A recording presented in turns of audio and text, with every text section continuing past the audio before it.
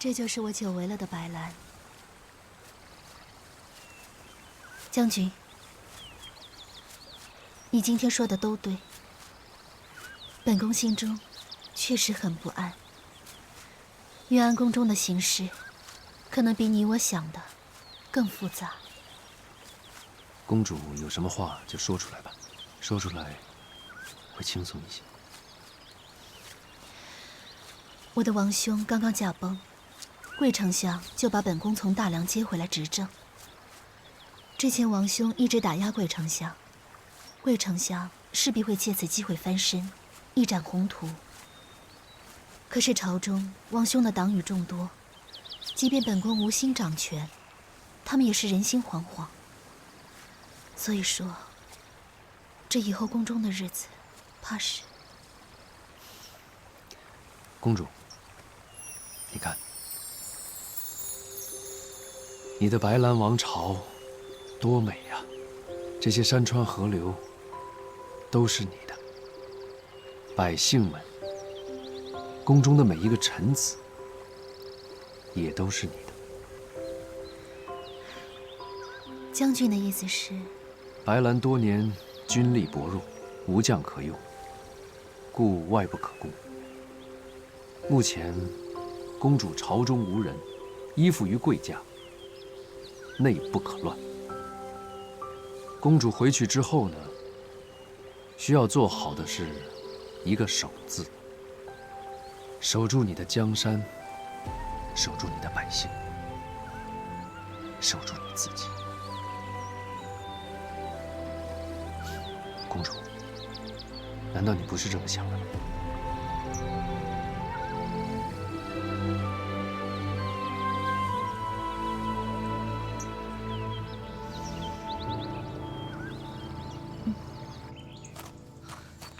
你们都是怎么找的？好好的一个大活人，怎么就不见了？找不到公主，你们谁都别想活！是，贵将军，贵将军，禀报将军，马房少了2匹马，应该是何霞带着公主出去了。我从一开始就知道这小子一定有问题。传令下去，给我堵住所有的出境关口。只要在我白兰境内，我就不信抓不到你。是，公主。公主，醒得早，出去走一走，是什么事情让贵将军如此大动干戈呢？公主以后要出门，身边得有人保护啊。这是我白兰的境内，又有何将军的保护，有什么好担心的？休息片刻，稍后出发。是。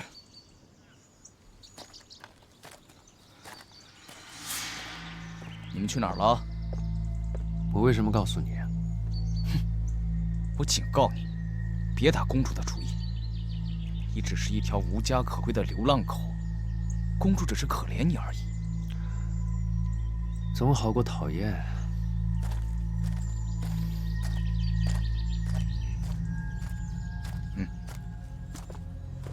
贵将军，在进云安城之前，把这小子给我处理掉。这小子还有点功夫，不要硬来。是。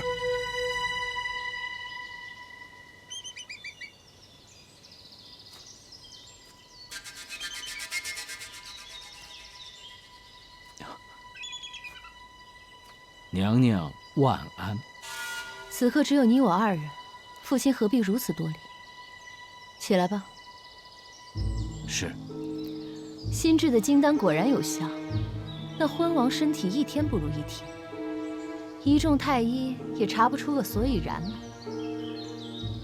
楚北捷如今出兵攻梁，不在朝中，我们何不趁机尽快动手？娘娘，要成大事者，必平心静气，不急不躁。父亲的意思是，请娘娘细细想想，朕北王如今虽不在朝中，但终有还朝的一日。即使我们动手成功了，只要他楚北捷一回朝，必定会将矛头指向你我。我们此刻动手虽然能赢，但只要楚北捷一回来，一样是输。所以，你我的难题不是陛下，而是楚北捷。你要杀了他，没有别的办法吗？那就要看娘娘到底是不是能够劝动楚北捷，让他为我们效命。如若不然，斩草除根，势在必行。只是要除掉楚北捷，却是让人头疼至极。早知今日，何必当初？若我嫁的是楚北捷，父亲今日为何会头疼？以我现在的身份，要我如何去劝他为我所用？怎么？娘娘难道已经试过了？楚北捷怎么说？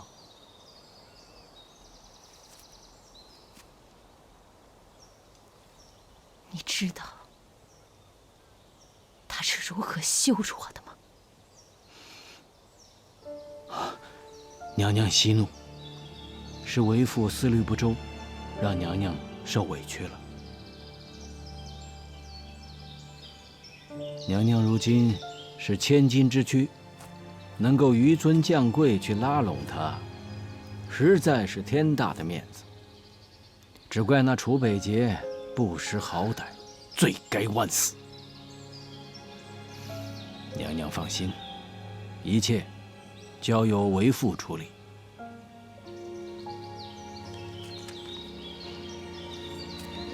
娘娘请看。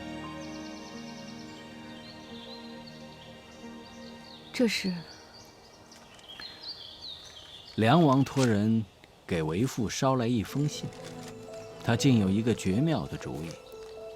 楚北捷现在正在与梁王开战，是下手的好时机。事情我已经交代给下面，娘娘放心，绝不会脏了娘娘的手。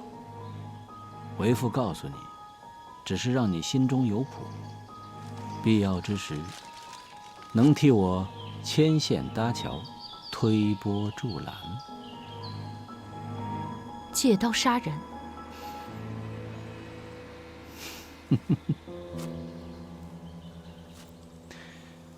女儿啊，有一些事勉强不得，当断则断，当杀则杀。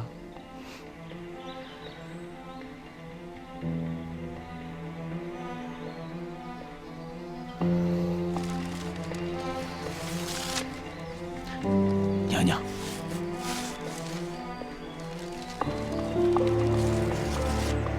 要留他做证据吗？楚北捷，都是你逼我的。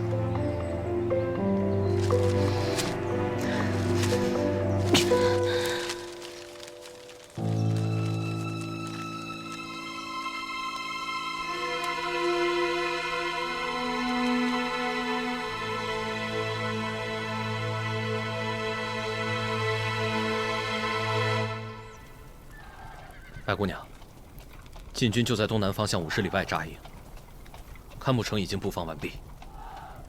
就算晋军进攻，我们也能抵抗一段时间。看牧城上下所有将士一定会不惜一切守城，就等姑娘的计划成功，大晋王宫内乱，楚北捷就会退兵。但已经2天了，晋军那边毫无动静，现在连我也猜不到他下一步会走什么样的棋。报，单将军，白姑娘，经我方侦查，晋军每天正常休息，但有一小波步兵每天清晨进入百里茂林，深夜才回来。又是百里茂林。楚北捷派人去百里茂林干什么？可有相关百里茂林和堪布的典籍？有，我回头让人给姑娘送过来。百里茂林，楚北捷做任何事情都有他的目的，我们也不能松懈。将军，可否立刻派1队士兵悄悄进入百里茂林查探？好，我立刻派人去查探。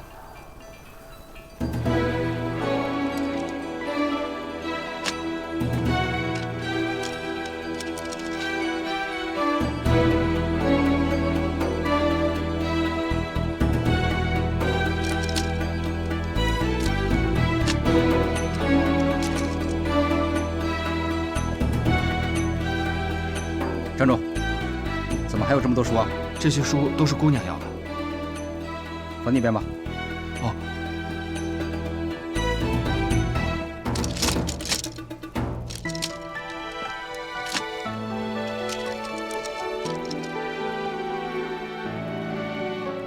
哎，姑娘看书好快呀。对了，一目十行。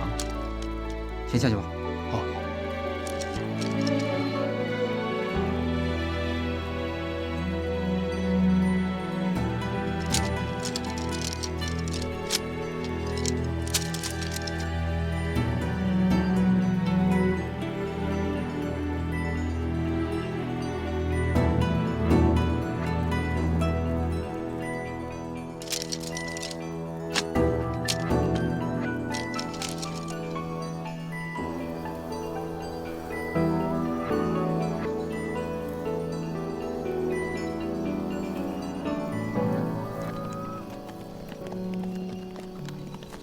千万不能马虎，一定要做好布防。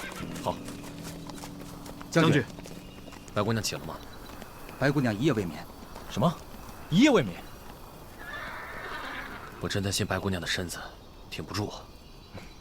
找到了，找到了！我知道了，是毒蜂。毒蜂？上将军，请看，这典籍中早有记载，百里茂林中有一种特殊的毒蜂。它毒性奇强，可以夺人性命。之所以生活在百里茂林，是因为百里茂林里有他最喜欢的三花树。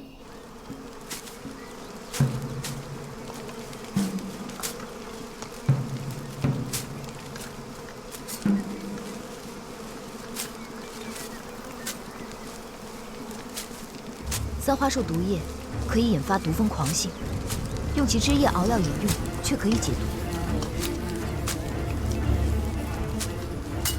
要攻城，只要将三花树枝用弓箭射进堪布，再放出大量毒蜂，守军将士必定死伤过半。等毒蜂进去后，晋军再上，即刻便可突破梁军的最后一道防线。不过，从前要进入百里茂林的人，都会以三花树枝叶煎药服用，以防被毒蜂袭击。只要晋军众将士预先喝下这种草药，就不用担心被毒蜂误伤。假如楚北捷想用毒蜂攻击我军，一定会命人暗中砍伐树林。而为了避开我们的探子，他们就必须就地熬制解药。竟然还有这样的计策！是啊，这样的计策听起来虽然匪夷所思，但这也恰恰是他最可怕的地方。楚北捷最擅长的就是因地制宜，擅长用最少的兵力达到最好的效果。战神这个名号也不是浪得虚名的呀。沙场上能和这样的良将为敌，也不知道是幸运还是不幸。那接下来我们该怎么办？是。将军，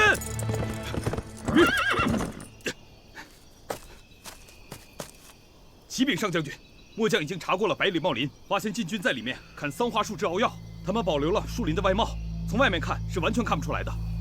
被砍的树枝已经干了，怕是前几天已经开始了。果然如姑娘所料。传令，把百里茂林剩下的三花树全给我砍回来。是。不必了。熬制三花树枝只需要1天半的时间，若是他们从前天就开始砍树的话，恐怕早已经完工了。天已经快亮了。那姑娘的意思是？上将军也不用担心，娉婷从孤臧出发的那一天，就已经料到会有今日。在战场上遇到楚北捷的人，没有一个是不头疼的。我们不会是第一个，也不会是最后一个。这么说来，上将军必须要在堪布城找到一张琴，不缺弦可以弹的琴。什么？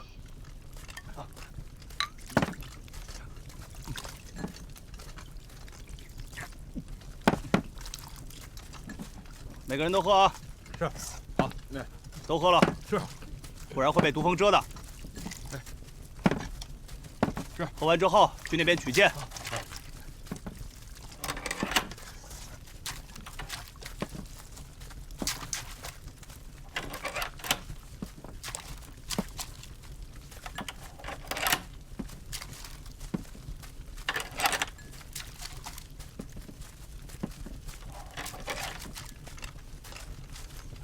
我带上啊！来，你的。好，记住了啊，一定要听号令使用，知道了，明白吗？哎，记住了啊！加一个，来，快！给我一个，快拿好，带上。好，这个，来，好，拿着，来。王爷，毒蜂性情凶猛，一旦攻击起来，恐怕连白姑娘都不能幸免。你真的要这样做吗？把剩下的解药都带上吧。不过我想应该用不上。昨夜梁军的探子入林侦查，说明他已经猜到了我的计策。只要他能猜出来，就一定能阻挡。既然他敢来堪布城，娉婷不会让我失望。王爷，时辰已到。我已经很久没有像现在这样热血沸腾，满心期待。今天一定是特别的一天。堪布攻城一役，即将成为我永生难忘的一役。我志在必得。出发！是。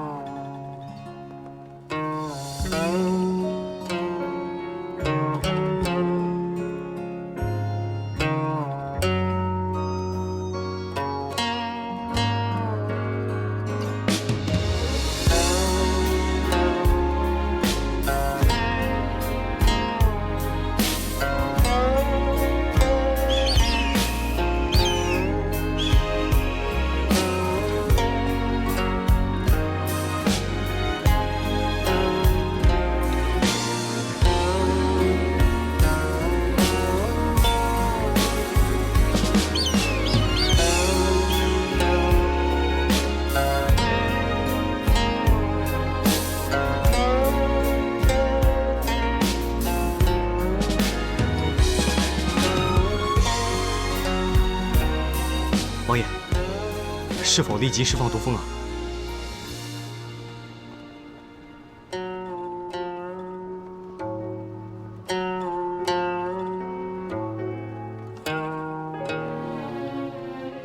暂缓。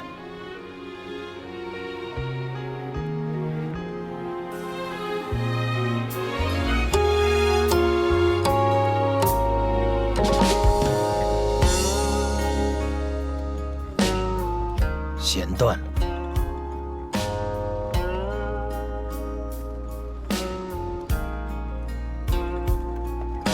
王爷，这是第2根了。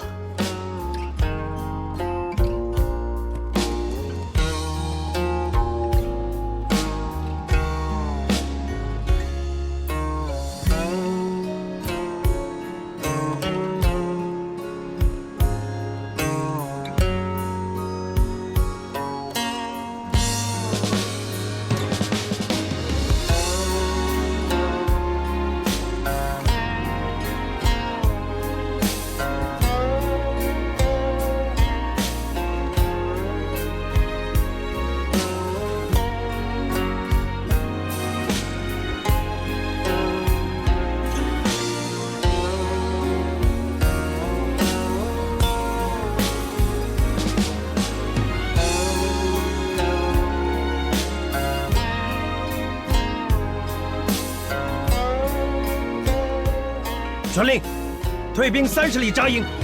是。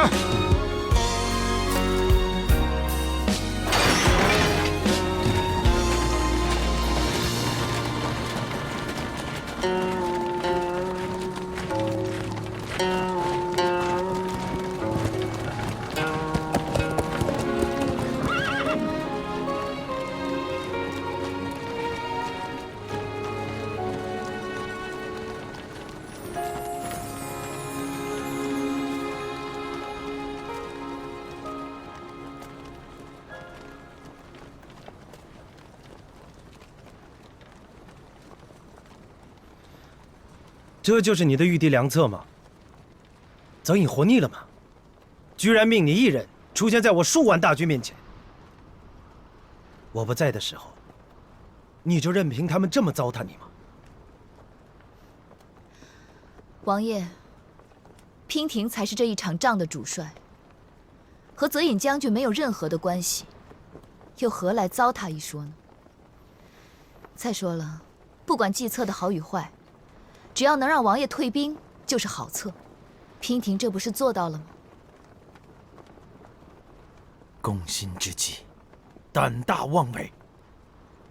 若是王爷真的在众目睽睽之下用毒蜂之计害死了娉婷，那恐怕就会激起梁军最后的热血。到时候，就算你们能拿下堪布城，城中的所有军民，恐怕都会让你们伤亡惨重的。再说了，若是梁国百姓知道我一介女流之辈，为了保护堪布城而被你残忍杀害的话，想必梁国所有的百姓和将士都会奋起反抗的。哀兵之勇，王爷，你要比我更清楚吧？如果激起了一国人民的热血，就算有再强的兵，怕是王爷也镇不住。所以你就以身犯险。若不是王爷剑走偏锋，娉婷也不会出此下策。确实是下策。你在逼我退兵的同时，也对全天下通告了我楚北节的致命伤。经此一战，所有人都会知道，我楚北节心之所爱，无论做什么事情，我都绝对不会让白娉婷成为我的牺牲品。你是谁？真北王命我来送你上路。不会让我成为牺牲品。娉婷原以为王爷之言句句真心，没想到也只能付之一笑。王爷如此哄我，难道是因为怕输吗？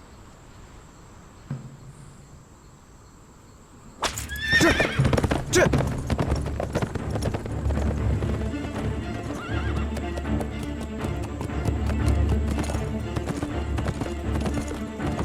本王问你，晋梁大战与你何干？为什么要帮大梁人？大梁并没有去截杀大晋的商队。没有？没有。看来你已经知道谁是这场战争的幕后推手。若是大晋主公无心侵占，又有谁能推得动呢？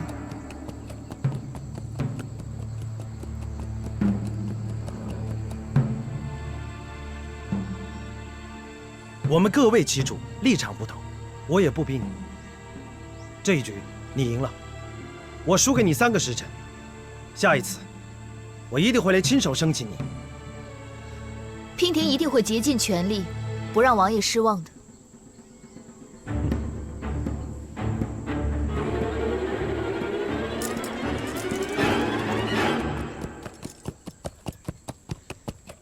堪布城已经是一座空城了。而梁军也转移到百里茂林。你的空城计已经唱完了，还一个人留在这里干什么？这里离百里茂林不近，上马吧，我送你一程。多谢王爷好意，不用了，娉婷自己会走。 3个时辰之后，我们才是敌人。到时候我可不会手下留情。嗯。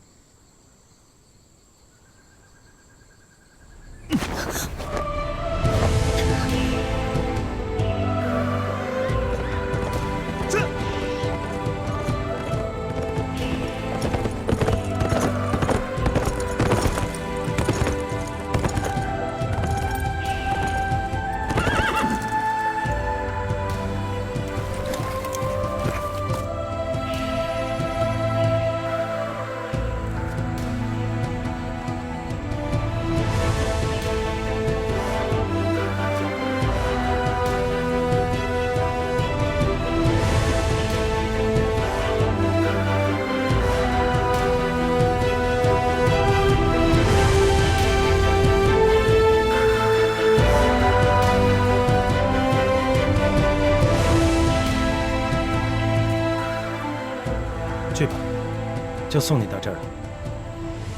我不跟泽英打招呼了，反正很快就能见面。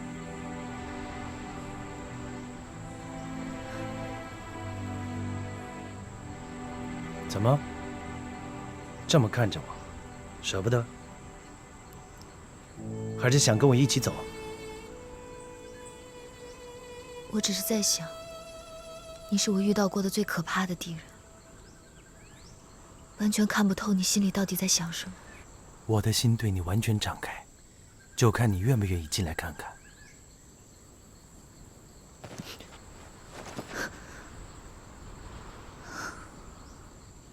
你看，你都不愿意来看，却抱怨看不透我心里在想什么。两军对垒，你我是双方主帅，还请王爷不要再胡言乱语了。我对你说的每一句话都是真的。好自为之吧。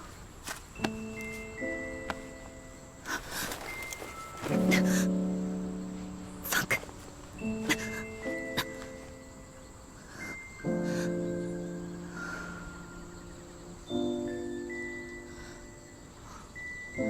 楚北杰，你救了我这么多次，我欠你的太多了。若是这一战，你真的因我而死，我一定会随你一起去，把这条命赔给你。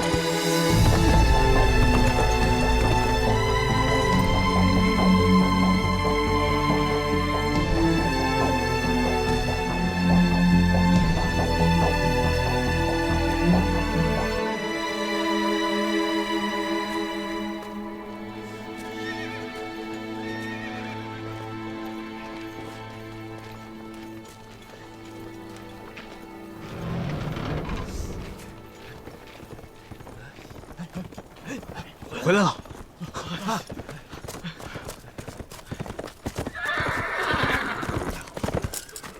王爷，你可算是回来了。刚才白姑娘那招真是太险了。假如王爷出手，岂不给世人留下用毒物加害手无寸铁女子的印象吗？王爷一代名将，光明磊落，一旦蒙羞，那岂不是严重打击了我军上上下下如虹的气势吗？真想不到，白姑娘不出手则已，一出手便不留余地。还好你没有下令攻城啊！即使没有这些理由，本王也不会下令攻城。失去白娉婷，将是我楚北节最大的遗憾。区区一座堪布城，怎么能记他半根头发？不，那王爷，那咱到底打还是不打呀？打！3个时辰之后出兵。不对啊，王爷。即使不用毒蜂，只要白姑娘孤身站在城楼上，我们便发动不了进攻。仅仅是射在城楼上的乱箭，也能置她于死地啊！谁说我们要攻城了？啊？不攻城了？命所有士兵备足粮草饮水。我们要进入百里茂林。百里茂林？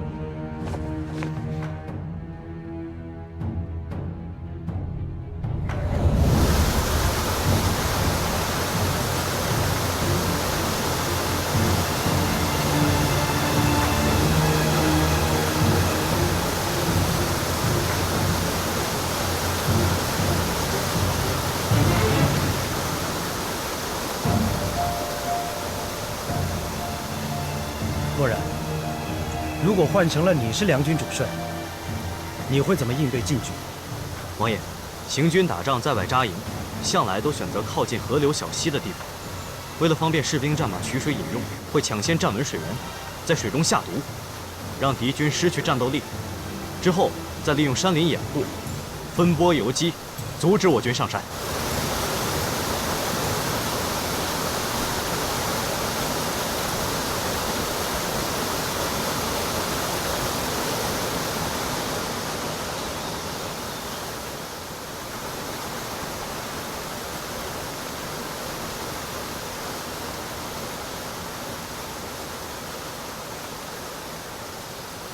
上将军，白姑娘，楚北捷也带人入林，现已至点清峰山下。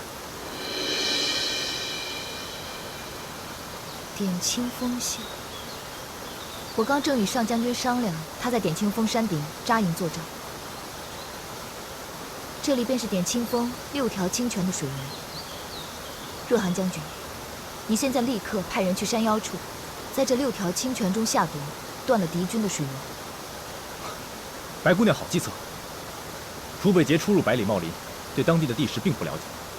我们在他们弄清楚之前，先在水中下毒，一旦断其水源，他们一定支撑不了多久。到时候无法找到无毒的水源，怕是军中只会奄奄一息，军心涣散。到时候我们在天色的掩护下率军杀入，也让楚北捷尝尝我们大梁男儿的厉害。点清峰是百里茂林的制高点，也是山中所有水系的源头。梁军帅将定会驻扎在山顶，传令下去，禁止任何人饮用山间泉水。战争，战的是人，算的是心。我这一招啊，若是用在别人的身上，定能成；可若是用在楚北捷的身上，我也没有几分把握。姑娘，为何用在别人身上可以，用在楚北捷身上就不行了？只因为他是楚北捷啊。若我们的对手不是楚北捷，早就不用在这里苦战了。百里茂林，沿堪布山脉延绵近百里，范围极广。即便梁军有5万之多，可一旦藏进茂林之中，若按寻常方法寻找，我们要知道他们的踪迹也难如登天。楚北捷思虑周全，他出来堪布，就在百里茂林吃了我一次亏。之后就立刻想到用百里茂林来反攻，还想到了用毒蜂攻城这个计策，害我们险些中计。如今，他又怎么可能不派人先探查清楚，掌握百里茂林的地形？默然，你将我军兵力分为6支，互为养护，互通信息，分别沿点清峰的6条水脉建立营地，但不能扎营。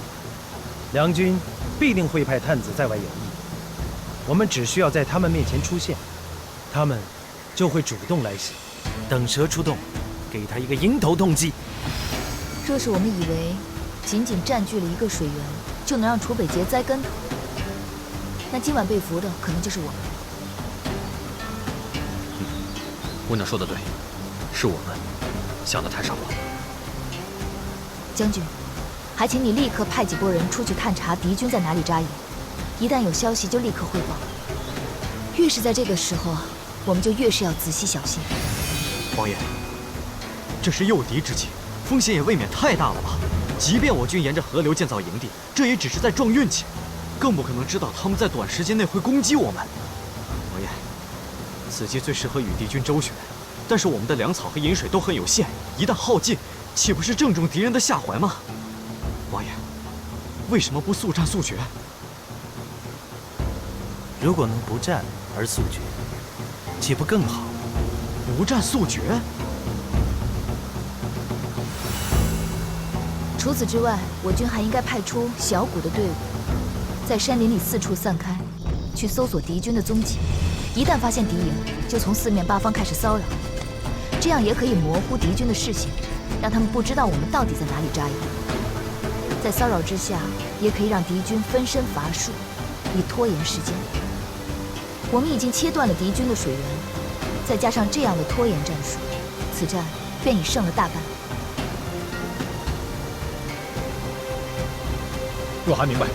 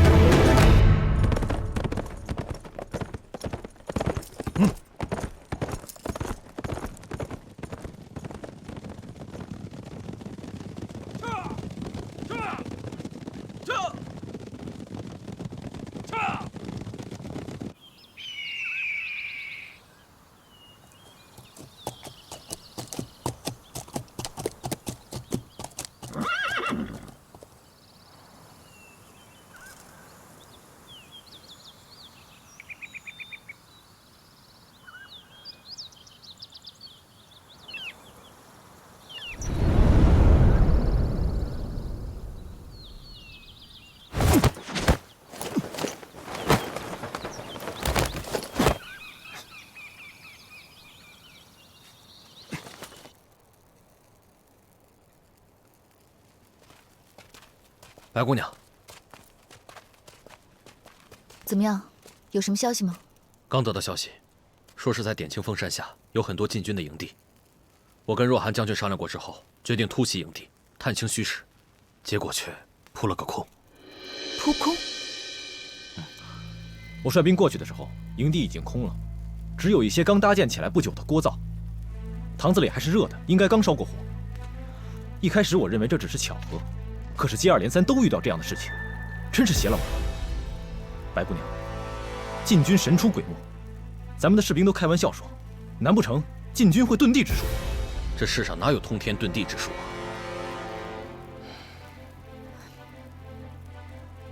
不对。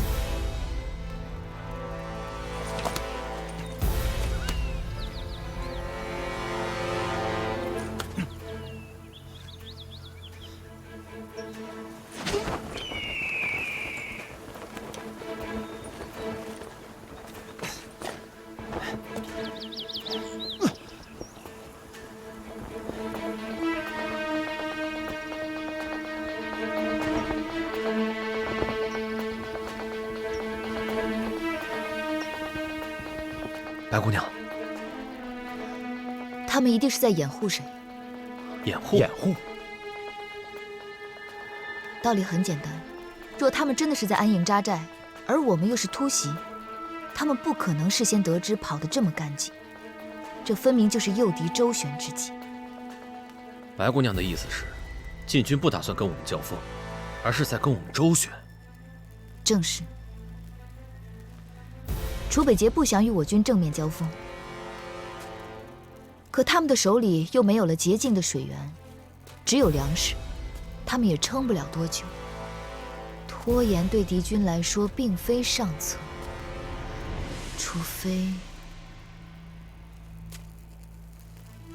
除非他们是在声东击西，吸引我们的注意力。他们到底是在掩护谁呢？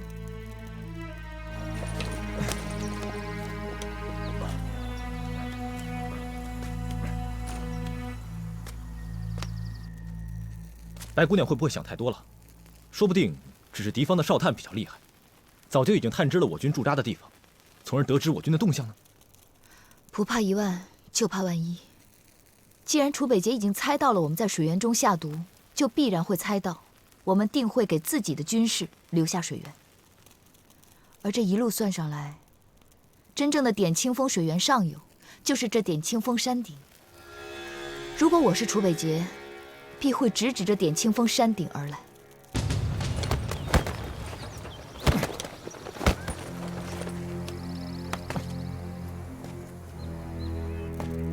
可点清峰的半山腰早已埋伏着我们的人，若楚北捷带人上山，立刻会被发现，又何来掩护之说？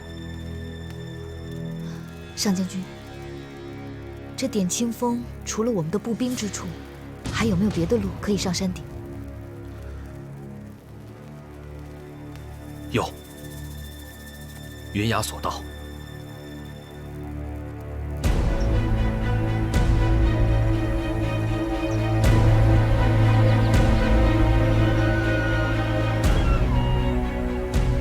云崖索道直通点清峰峰顶，但索道狭窄，再加上山间湿滑、峡谷风大，十分危险，早已被废弃。如今，只是猿猴蚁兽的捷径，要想过军队，是万万不可能的。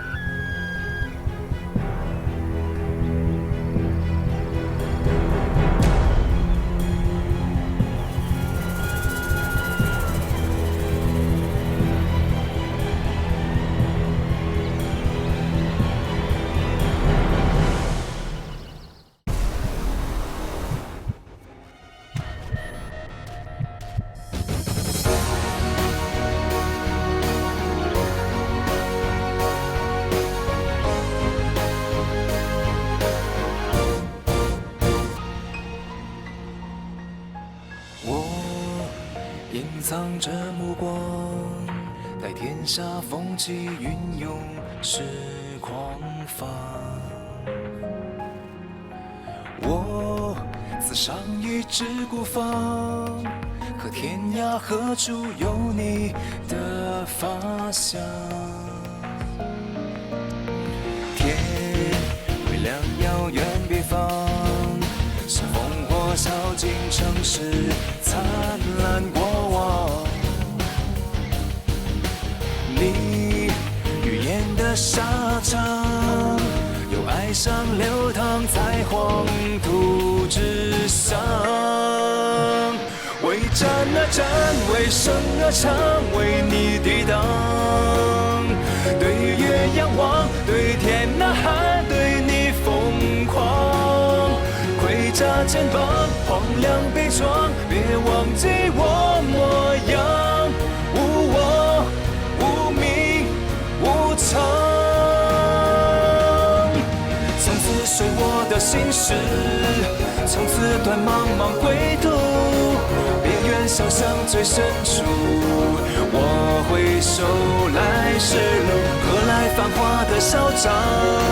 烈日当空，心灼伤，我永不降服。